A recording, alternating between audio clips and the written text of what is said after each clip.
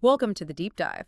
Today we're tackling some pretty core ideas from economics. That's right. We're looking at the production possibility model, trade, and, well, the big one, globalization. Exactly. And we're using chapter 2 of a microeconomics textbook as our guide here. It's got some, helpful graphs and tables too. Yeah, those visuals can really make these concepts click. So our mission for you listening is to get a really solid, clear handle on the trade-offs societies face, how specialization and trade can actually let us consume more. Which seems counterintuitive sometimes. It does, and also the forces behind globalization. We want to make it insightful, but, without getting totally bogged down in jargon. Think of it as like the essential toolkit for understanding how economies work, from small scale to global.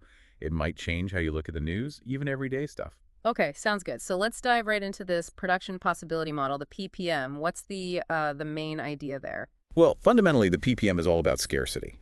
It's a way to show that we as a society face limits. We have finite resources, labor, materials, tech. Right. Can't have it all. Exactly. So the PPM illustrates the trade-offs. If you want more of one thing, you have to give up some of another. We can show it in a table or maybe more intuitively on a graph. And that graph is the production possibility curve, the PPC. Precisely. The PPC is like the edge, the boundary of what's possible to produce right now with what we've got. So it shows the maximum combination of two goods we can make. Yeah, maximum possible combinations. And it visually hammers home that trade-off, want more of X. Right. Okay, the curve shows you how much less of Y you'll get. The book uses, I think, a really relatable example, study time. Economics versus history. Ah, yes, the student's dilemma. Right. It shows, like, if you pour 20 hours into history, you might ace it a 98 maybe, but, your econ grade drops to 40. But flip it, 20 hours on econ gets you 100, but history slips down to, say, 58. It's that classic seesaw. Fixed resource your time means more for one equals less for the other. Very clear trade-off. And on the PPC graph, you really see it. Econ grade going up the side, 40 to 100. History grade along the bottom, 58 to 100. Yep. And the curve connects those possibilities. Point A might be 58 history, 100 econ.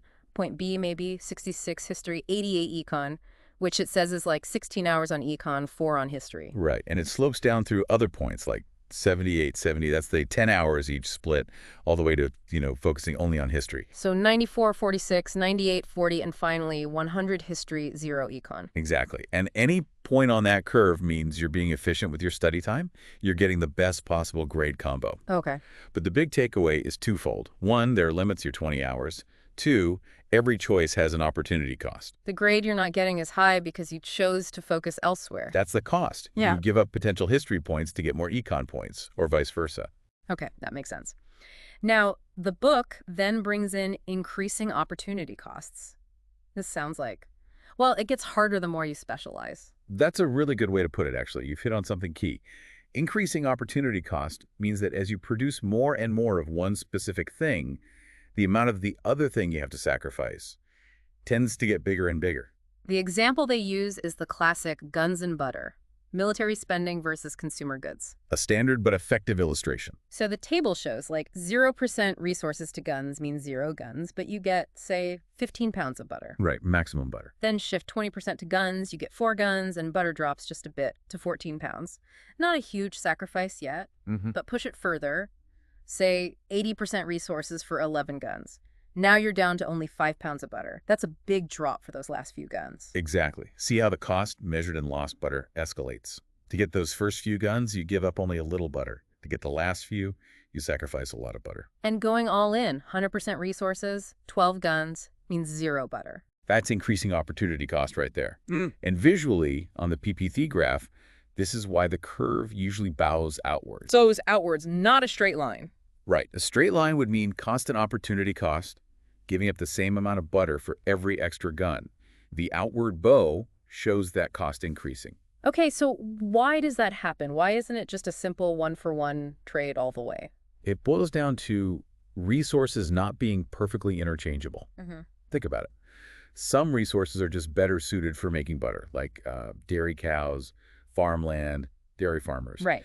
Other resources are better for making guns, specialized factories, certain types of engineers, specific metals. Okay. So when you start shifting from mostly butter to a few guns, You first move resources that are least good at making butter, or maybe even pretty good at making guns. The initial cost in lost butter is low. Makes sense. But as you push for more and more guns, you eventually have to start pulling resources that were really good at making butter, prime pasture land, expert dairy workers, and trying to make them produce guns. Which they're not well suited for.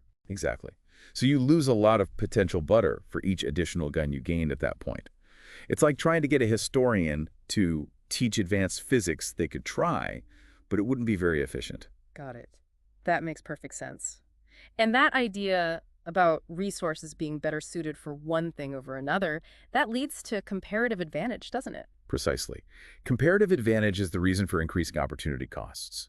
A resource could be land, labor, capital, has a comparative advantage if it's relatively better suited to producing one good compared to another. Meaning it can produce that good at a lower opportunity cost. Exactly. The farmland has a comparative advantage in butter because the opportunity cost of the guns it could have made instead is very low. The specialized factory has a comparative advantage in guns because its opportunity cost the butter it could have made, which is basically none, is also very low. Okay, so comparative advantage explains the increase in costs. Now, let's zoom out a bit to efficiency itself. The book talks about productive efficiency versus inefficiency. Right. Predictive efficiency is basically getting the most bang for your buck. It means you're producing as much output as possible with the inputs you have. You're right on the PPC curve. On the frontier. Exactly. You can't make more of one thing without making less of the other. Inefficiency, then, is being inside the curve. Meaning you could do better. Yeah. You're getting less output than you potentially could with the same resources. Maybe workers are idle, factories aren't running well, technology isn't being used properly. You could increase production of one or even both goods without using more resources. So on a sample graph, points A and C might be on the curve efficient, point B inside is inefficient. And what about a point D way outside the curve? Point D. That's the dream, maybe. It represents a combination of goods that's currently impossible to produce given your existing resources and technology. Unattainable. For now. For now, yes. It's Yeah. beyond the current frontier. Going back to the grades example, being inside the curve would be like studying for 20 hours but getting mediocre grades in both subjects, maybe because you were distracted or didn't study smart. Perfect example. You use the resource time, but didn't get the maximum possible output grades. That's inefficiency. Now, this frontier, the PPC, it's not set in stone, is it? Technology can change things. Absolutely. The PPC is a snapshot in time. Technological progress can shift the entire curve outwards. How does that work? Well, there are two main ways. You could have a neutral technological increase, something that helps produce both goods more efficiently, like maybe a better energy source or a general computing advancement. That pushes the whole curve out. So we can just produce more of everything? Economic growth? Yep. Or you could have a biased technological increase. That's when the new tech mostly helps in producing just one of the goods, say a revolutionary new way to make guns, but it doesn't help butter production much. So the curve would shift outwards, but mostly along the guns axis. Exactly. It pivots or stretches out more in the direction of the good that benefited from the tech change. This textbook usually shows graphs for both scenarios, the whole curve shifting out or just stretching along one axis. Okay. And this ability to shift the curve outwards to grow the economy connects to the next big topic, markets, specialization, and growth.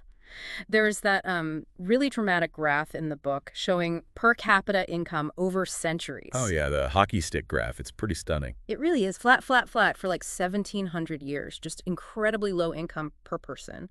And then around the early 1900s, maybe late 1800s, oosh, it just skyrockets. Reaching over $5,000 per person in, I think it was 1990 international dollars.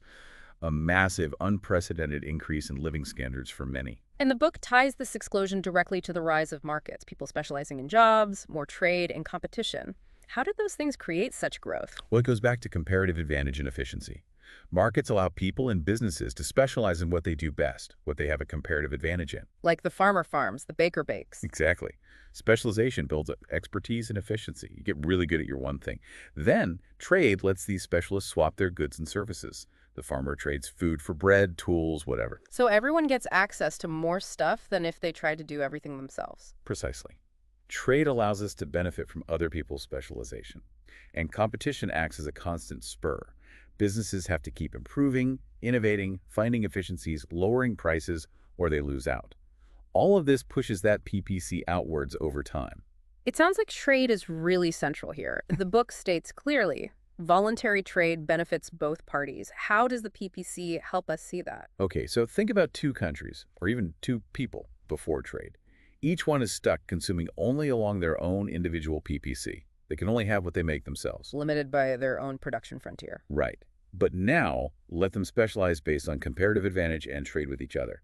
What happens is, they can both end up consuming a combination of goods that is actually outside their own personal PPC. Wait, consume beyond what they can produce. How? Through exchange. By focusing on producing what they're relatively good at, making more of it than they need, and trading the surplus for the things the other party is relatively good at making, it effectively expands their consumption possibilities. Your book uses Pakistan and Belgium. Pakistan is good at textiles, Belgium at chocolate. Yeah, a simplified example, but it makes the point. Yeah. Pakistan's PCC might show it can make a lot of textiles, but less chocolate. Maybe 4,000 yards of textiles and 0 chocolate, or 0 textiles and 4 tons of chocolate. Okay. Belgium's PPC might show it's better at chocolate, maybe 5 tons max, but can only make 1,000 yards of textiles max. Different capabilities. Different comparative advantages. So if Pakistan makes textiles and Belgium makes chocolate, and they trade, say Pakistan trades 2,000 yards of textiles to Belgium for 2 tons of chocolate. And Pakistan ends up with 2,000 textiles and 2 tons of chocolate. Right, and at that point, 2,000 textiles, 2 chocolate might be outside Pakistan's original PPC. It couldn't have produced that combination itself. Same logic applies to Belgium. Trade lets both consume more. So specialization plus trade leads to gains for everyone involved. The total pie gets bigger. That's the fundamental argument for free trade, yes. Now, applying this, the book mentions U.S. textile production. Historically, the U.S. was strong there, but now? Yeah, that's a real-world example of shifting comparative advantage. Decades ago, the U.S. had a comparative advantage. But as technology spread, and crucially, wages rose in the U.S. relative to other places. Like Bangladesh, the example used? Right. Countries with lower labor costs gained the comparative advantage in labor-intensive industries like textile manufacturing. Production shifted. And the textbook says, look, there are benefits from this shift. Maybe U.S. textile jobs were lost, which is tough. Definitely a difficult adjustment for those affected. But the gains include, say, higher wages for workers in Bangladesh moving into these jobs, and cheaper clothes for consumers in the U.S. Exactly. It's the logic of trade. Resources move to where they are relatively more productive globally. This tends to lower prices for consumers and, ideally, increase overall global output, even if it causes disruption in specific sectors or regions. This leads us straight into globalization. The definition given is the increasing integration of economies, cultures, institutions across the world. It's that interconnectedness we see everywhere now. And a key driver mentioned is the law of one price. What's that? The law of one price is this tendency in competitive markets for identical goods to sell for roughly the same price everywhere, once you adjust for things like shipping costs and currency exchange.